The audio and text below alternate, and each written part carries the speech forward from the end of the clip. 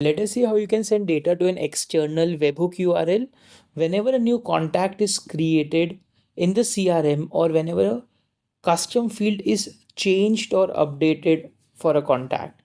In the CRM section on the left hand side, you'll see the option of automations triggers.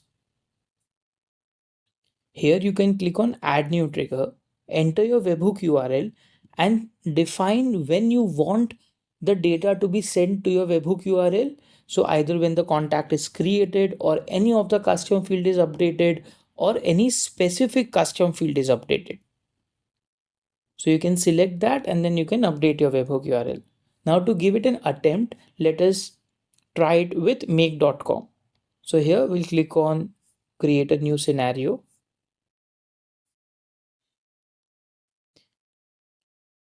And the trigger will be a webhook and custom webhook.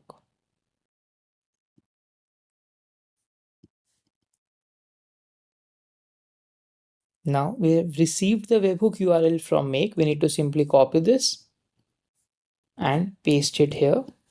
Name it as test.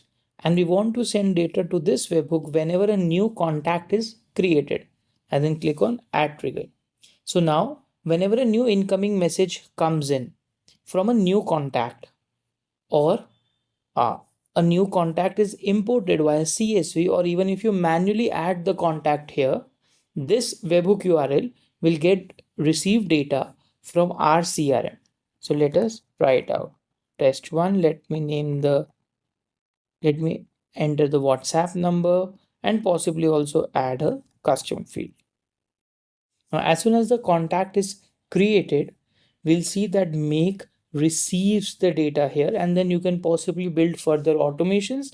Now, this is replicable on any of the automations platform. You can set the webhook URL in the trigger of the CRM, and you can define conditions when the particular trigger receives data on contact creation or custom field change, and then you can build further automations.